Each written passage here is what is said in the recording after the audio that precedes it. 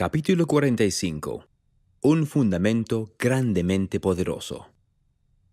Antes del amanecer del 28 de junio, Emma respondió a un llamado urgente a su puerta. Encontró a su sobrino, Lorenzo Wasson, de pie en la puerta, cubierto de polvo. Sus palabras confirmaron su mayor temor. Pronto toda la ciudad se despertó cuando Porter Rockwell cabalgó por las calles gritando la noticia de la muerte de José.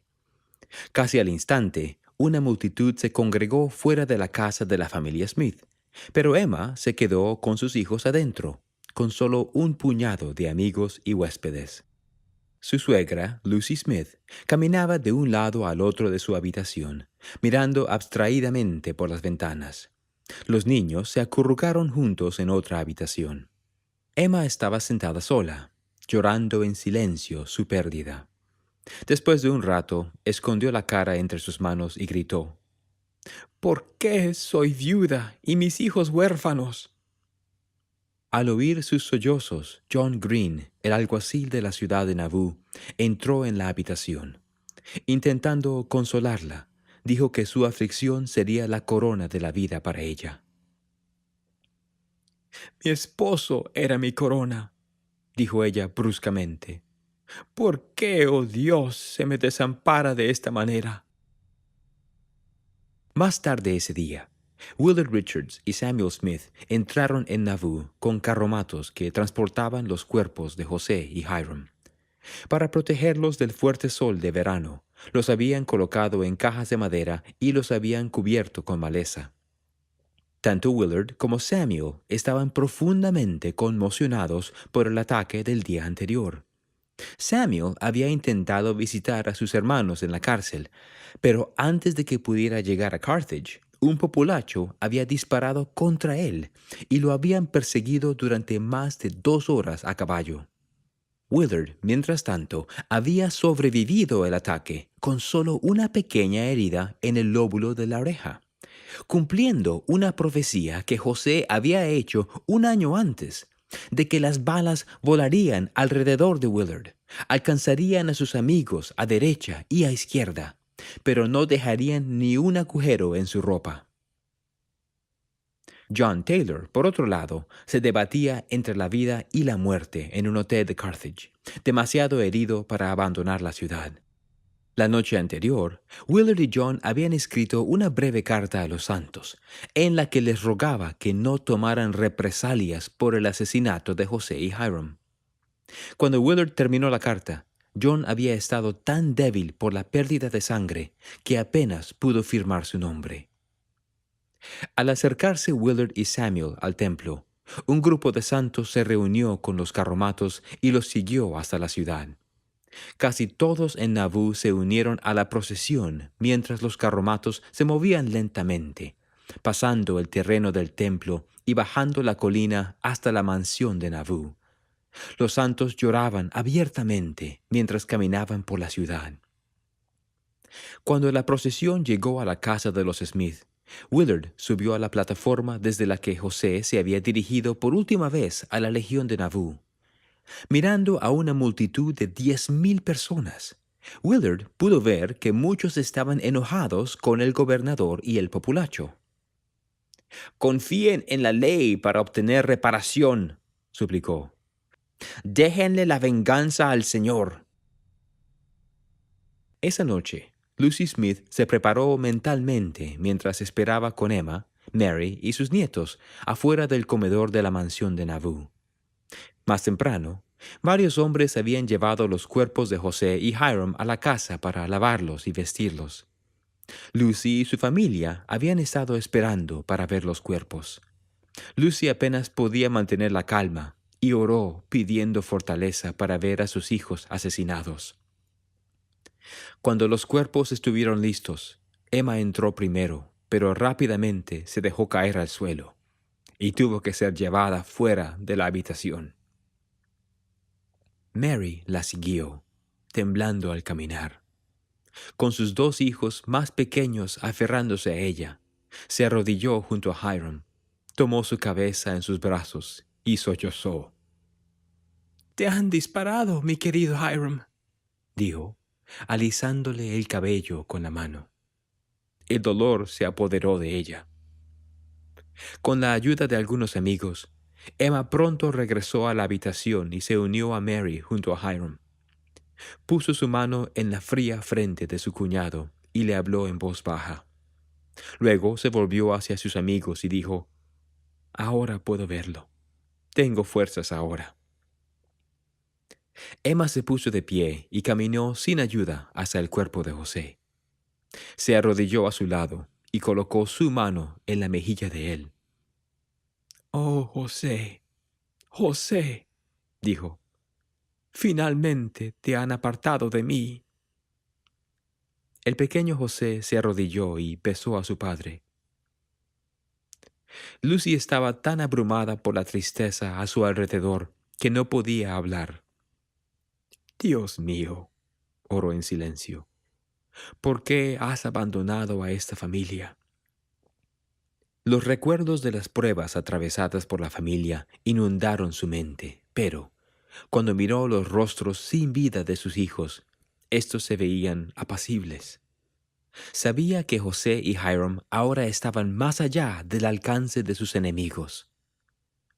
«Los he tomado para mí», escuchó una voz decir, «para que puedan descansar».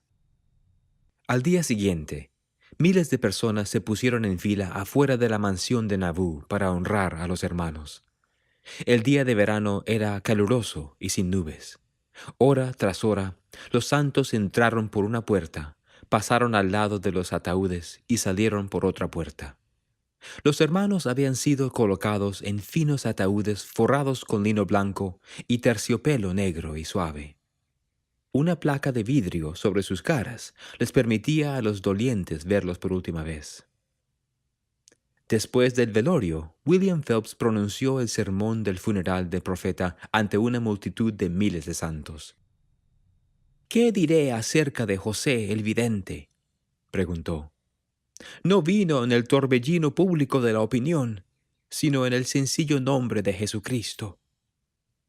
Vino a dar los mandamientos y la ley del Señor, a edificar templos y a enseñar a los hombres a mejorar en el amor y la gracia», testificó William.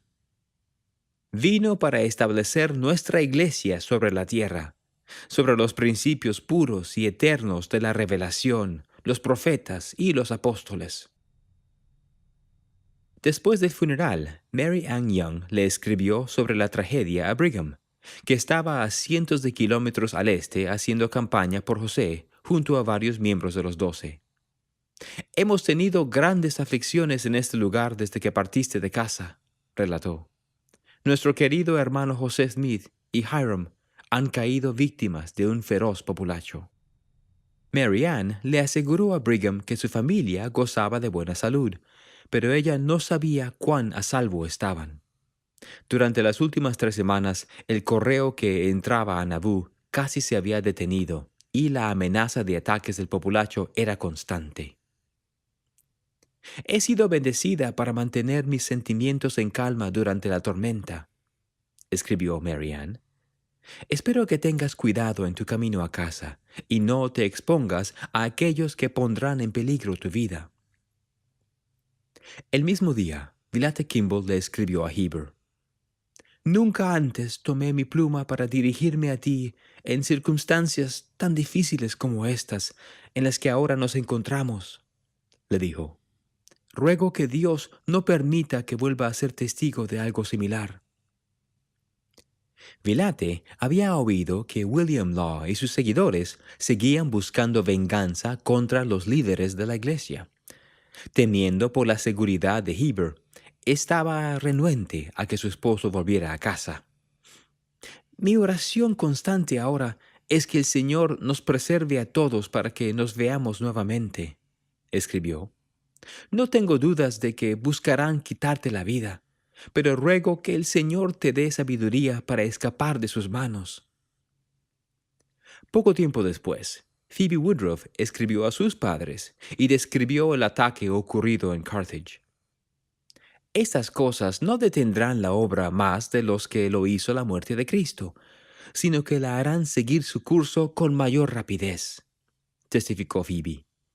Creo que José y Hiram están ahora donde pueden hacer a la iglesia mucho más bien que cuando estaban con nosotros. Estoy más firme en la fe que nunca, afirmó. No abandonaría la fe del verdadero mormonismo, aun si me costara la vida dentro de 1 hora desde el momento en que escribo esto, ya que sé con seguridad que es la obra de Dios. Mientras las cartas de Mary Ann, Vilate y Phoebe viajaban hacia el este, Brigham Young y Orson Pratt escucharon rumores de que José y Hiram habían sido asesinados, pero nadie podía confirmar la historia. Luego, el 16 de julio, un miembro de la iglesia de la rama Nueva Inglaterra, a quien estaba visitando, recibió una carta de Nauvoo que detallaba las trágicas noticias. Cuando leyó la carta, Brigham sintió que su cabeza iba a resquebrarse. Nunca había sentido tanta desesperanza. Sus pensamientos se volvieron instantáneamente hacia el sacerdocio. José había poseído todas las llaves necesarias para investir a los santos y sellarlos por la eternidad. Sin esas llaves, la obra del Señor no podría avanzar. Por un momento, Brigham temió que José se las hubiera llevado a la tumba. Luego, en una ráfaga de revelación, Brigham recordó cómo José les había conferido las llaves a los 12 apóstoles. Se golpeó fuerte la rodilla con la mano y dijo: «Las llaves del reino están aquí, en la iglesia». Brigham y Orson viajaron a Boston para encontrarse con los otros apóstoles en los estados del este. Decidieron regresar a casa inmediatamente y aconsejaron a todos los misioneros que tenían familia en Nauvoo que regresaran también. «Tengan buen ánimo», les dijo Brigham a los santos de la región. «Cuando Dios envía a un hombre a hacer una obra, todos los demonios del infierno no pueden matarlo hasta que él finalice». Testificó que José les había dado a los 12 todas las llaves del sacerdocio antes de su muerte y les había dejado a los santos todo lo que necesitaban para continuar. De vuelta en Nauvoo, mientras lloraba a su esposo, Emma comenzó a preocuparse por tener que mantener sola a sus hijos y a su suegra. José había hecho grandes esfuerzos con el aspecto legal para separar las propiedades de su familia de las que pertenecían a la iglesia, pero todavía habían quedado deudas considerables y no había dejado un testamento. A menos que la iglesia designara rápidamente a un fideicomisario para reemplazar a José como administrador de las propiedades de la iglesia, temía Emma, su familia quedaría en la indigencia. Los líderes de la iglesia de Nauvoo estaban divididos sobre quién tenía la autoridad para hacer la designación. Algunas personas creían que la responsabilidad debía recaer en Samuel Smith, el hermano mayor, con vida, del profeta. Pero éste se había enfermado después de que el populacho lo persiguió alejándolo de Carthage, y murió repentinamente a fines de julio. Otros pensaban que los líderes locales de la estaca debían seleccionar al nuevo fideicomisario. Willard Richards y William Phelps querían posponer la decisión hasta que los 12 regresaran de su misión a los estados del este, para que pudieran participar en la selección. Pero Emma estaba ansiosa porque se tomara una decisión y quería que los líderes de la iglesia designaran a un fideicomisario de inmediato. Su elección para el puesto era William Marks, el presidente de estaca de Nauvoo. Sin embargo, el obispo Newell Whitney se oponía fuertemente a esa elección, porque William había rechazado el matrimonio plural y se preocupaba poco por las ordenanzas del templo. «Si se lo designa a Marks», declaró el obispo en privado, «nuestras bendiciones espirituales serán destruidas, ya que él no es partidario de los asuntos más importantes». Sabiendo que la iglesia era mucho más que una empresa con activos financieros y obligaciones legales, Newell creía que el nuevo fideicomisario debía ser alguien que apoyara completamente lo que el Señor le había revelado a José. Alrededor de esa época, John Taylor se recuperó lo suficiente de sus heridas como para regresar a Nauvoo. Parley Pratt también regresó de su misión y junto con John, Willard Richards y William Phelps les instaron a Emma y a William Marks a esperar el regreso de los otros apóstoles. Creían que era mucho más importante seleccionar al nuevo fideicomisario a través de la autoridad adecuada que tomar una decisión rápida. Entonces, el 3 de agosto, Sidney Rigdon regresó a Nauvoo. Como era el compañero de fórmula de José en la campaña presidencial, Sidney se había mudado a otro estado para cumplir con los requisitos legales para el puesto. Pero cuando se enteró de la muerte del profeta, Sidney se apresuró a volver a Illinois, seguro de que su posición en la primera presidencia le daba derecho a dirigir la iglesia. Para fortalecer su pretensión, Sidney anunció que había recibido una visión de Dios que le mostraba que la iglesia necesitaba un guardián, alguien que cuidara de la iglesia en ausencia de José y que continuara hablando por él. La llegada de Sidney preocupó a Parley y a los otros apóstoles que estaban en Nauvoo. El conflicto sobre el fideicomisario dejó en claro que la iglesia necesitaba una autoridad que presidiera para tomar decisiones importantes. Pero sabían que Sidney, al igual que William Marks, había rechazado muchas de las enseñanzas y prácticas que el Señor le había revelado a José. Más importante aún, sabían que José había confiado menos en Sidney en los últimos años y que no le había conferido todas las llaves del sacerdocio. El día después de su llegada, Sidney se ofreció públicamente a dirigir la iglesia. No dijo nada acerca de terminar el templo, ni de investir a los santos de poder espiritual. Más bien, les advirtió que se avecinaban tiempos peligrosos y prometió que los guiaría con valentía durante los últimos días. Más tarde, en una reunión de líderes de la iglesia, Sidney insistió en reunir a los santos en 2 días para elegir un nuevo líder y designar un fideicomisario. Alarmados, Willard y los otros apóstoles pidieron más tiempo para revisar las afirmaciones de Sidney y esperar el regreso del resto de su quórum. William Marks transiguió y programó la reunión para el 8 de agosto, 4 días después. En la tarde del 6 de agosto, corrió la voz de que Brigham Young, Heber Kimball, Orson Pratt, Wilford Woodruff y Lyman White habían llegado a Nauvoo en un barco de vapor. Pronto, los santos saludaban a los apóstoles en las calles, mientras éstos se dirigían a su hogar.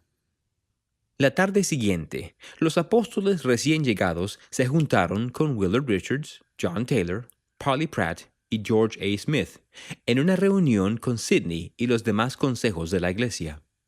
Para ese momento, Sidney había cambiado de opinión acerca de elegir un nuevo líder el 8 de agosto. En cambio, dijo que quería tener una reunión de oración con los santos ese día y posponer la decisión hasta que los líderes de la iglesia pudieran reunirse y animar mutuamente sus corazones.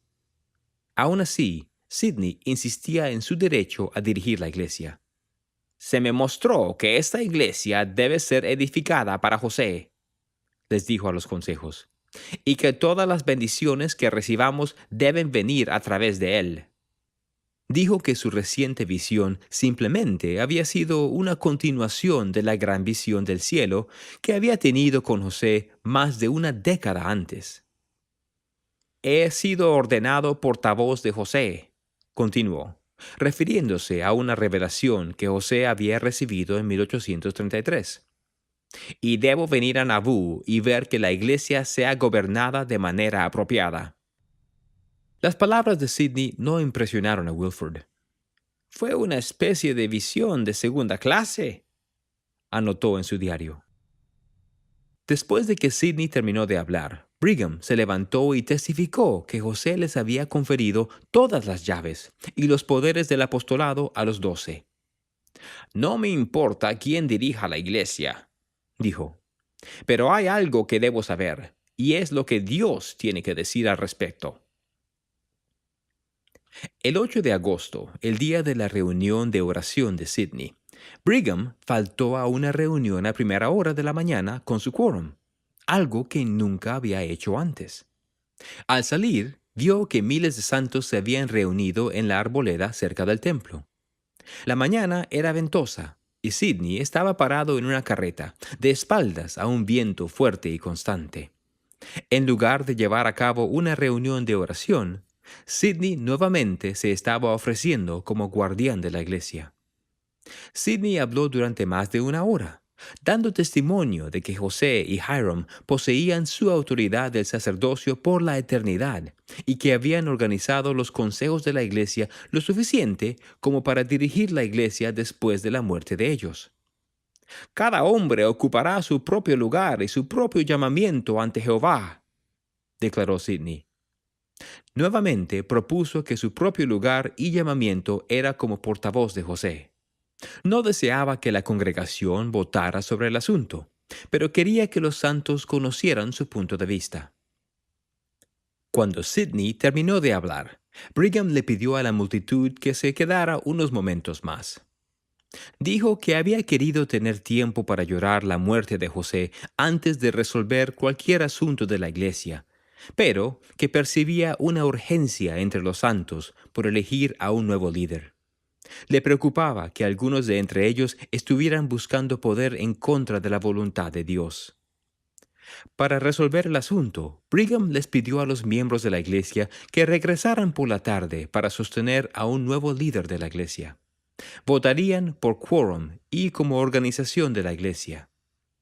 «Podemos ocuparnos del asunto en 5 minutos», dijo. «No vamos a actuar el uno contra el otro, y cada hombre y mujer dirá amén». Esa tarde, Emily Hoyt regresó a la arboleda para la reunión. Prima del profeta, Emily estaba cerca de los 40 años y se había graduado de una academia de maestros. En los últimos años, ella y su esposo Samuel se habían acercado mucho a José y Hiram, y la repentina muerte de los hermanos los había entristecido. Aunque vivían al otro lado del río, en el territorio de Iowa, Emily y Samuel habían ido a Nauvoo ese día para asistir a la reunión de oración de Sidney. Alrededor de las 2 de la tarde, los quórums y los consejos del sacerdocio se sentaron juntos sobre el estrado y a su alrededor. Entonces Brigham Young se puso de pie para dirigirse a los santos. «Se ha dicho mucho sobre el presidente Rigdon como presidente de la iglesia», dijo. «Pero yo les digo que el quórum de los 12 posee las llaves del reino de Dios en todo el mundo». Mientras Emily escuchaba hablar a Brigham, se descubrió levantando la mirada hacia él para asegurarse de que no era José el que hablaba. Tenía las expresiones de José, su método de razonamiento e incluso el sonido de su voz. «El hermano José, el profeta, ha establecido el fundamento de una gran obra, y nosotros edificaremos sobre éste», continuó Brigham. «Se ha establecido un fundamento grandemente poderoso, y podemos edificar un reino tal como nunca lo hubo en el mundo.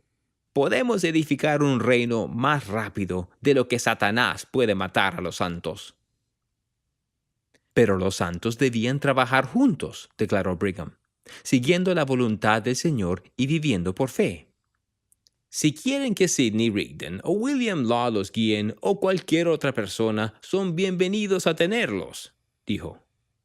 «Pero les digo en el nombre del Señor que ningún hombre puede poner a otro entre los 12 y el profeta José». «¿Por qué? Él ha encomendado en sus manos las llaves del reino en esta última dispensación para todo el mundo». Sintiendo que el espíritu y el poder que habían descansado sobre José ahora descansaban sobre Brigham, Emily observó cómo el apóstol llamaba a los santos a sostener a los 12 como los líderes de la iglesia. «Cada hombre, cada mujer, cada quórum está ahora puesto en orden», dijo. «Todos los que están a favor de esto, en toda la congregación de los santos, manifiéstenlo alzando la mano derecha». Emily y toda la congregación levantaron la mano. «Hay mucho por hacer», dijo Brigham. «El fundamento fue establecido por nuestro profeta y edificaremos sobre él. No se puede establecer ningún otro fundamento, sino el que se ha establecido, y tendremos nuestra investidura si el Señor quiere. 7 años más tarde, Emily registró su experiencia de ver a Brigham hablarles a los santos y testificó lo mucho que éste se parecía y sonaba como José en el estrado. En los años siguientes, decenas de santos agregarían su testimonio al de ella, describiendo cómo vieron descender el manto profético de José sobre Brigham ese día. Si alguien duda del derecho de Brigham a administrar los asuntos de los santos, escribió Emily, todo lo que tengo para decirles es esto. Obtengan el Espíritu de Dios y sepan por ustedes mismos. El Señor proveerá para los suyos. El día después de la conferencia, Wilford percibió que la melancolía todavía se cernía sobre la ciudad. El profeta y el patriarca se han ido, escribió en su diario, y parece que hay muy poca ambición de hacer cualquier cosa. Aún así, Wilford y los 12 se pusieron a trabajar de inmediato. Se reunieron esa tarde y designaron a los obispos Newell Whitney y George Miller para que sirvieran como fideicomisarios para la iglesia y resolvieran los asuntos relacionados con las finanzas de José. 3 días después, llamaron a Amasa Lyman al quórum de los 12 y dividieron el este de los Estados Unidos y Canadá en distritos, a ser presididos por sumos sacerdotes. Brigham, Heber y Willard llamarían hombres a estos puestos y supervisarían la iglesia en Estados Unidos, mientras que Wilford viajaría con Phoebe a Inglaterra para presidir la misión británica y administrar su imprenta. Mientras Wilford se preparaba para su misión, los otros apóstoles se esforzaban por fortalecer la iglesia en Nauvoo. En la reunión del 8 de agosto, los santos habían sostenido a los 12, pero algunos hombres ya estaban tratando de dividir la iglesia y alejar a la gente. Uno de ellos, James Strang, era un nuevo miembro de la iglesia, que afirmaba tener una carta de José en la que lo nombraba su verdadero sucesor. James tenía una casa en el territorio de Wisconsin y quería que los santos se congregaran allí. Brigham les advirtió a los santos que no siguieran a los disidentes. «No se dispersen», les instó. «Quédense aquí en Nauvoo y edifiquen el templo y obtengan su investidura». Terminar el templo siguió siendo el centro de la atención de la iglesia. El 27 de agosto, la noche antes de partir hacia Inglaterra, Wilford y Phoebe visitaron el templo con amigos. De pie junto a la base de sus paredes, que llegaban casi a la parte más alta de la segunda planta, Wilford y Phoebe admiraron la manera en que la luz de la luna resaltaba la grandeza y sublimidad de la estructura. Subieron una escalera hasta la parte superior de las paredes y se arrodillaron para orar. Wilford expresó su gratitud al Señor por darles a los santos el poder para edificar el templo, y les suplicó que pudieran terminarlo, recibir la investidura y sembrar la obra de Dios en todo el mundo. También le pidió al Señor que los preservara a Phoebe y a él en el campo misional. «Permítenos cumplir nuestra misión en rectitud», oró, «y poder volver a esta tierra y andar por los patios de la casa del Señor en paz». Al día siguiente, justo antes de que los Woodruff se fueran, Brigham le dio a Phoebe una bendición para la obra que tenía por delante. «Serás bendecida en tu misión en común con tu marido, y serás el medio para hacer mucho bien», prometió. «Si vas con toda humildad, serás preservada para regresar y reunirte con los santos en el templo del Señor, y te regocijarás en él». Esa tarde, Wilford y Phoebe partieron para Inglaterra. Entre los misioneros que viajaban con ellos estaban Dan Jones y su esposa Jane, que se dirigían a Gales para cumplir la profecía de José.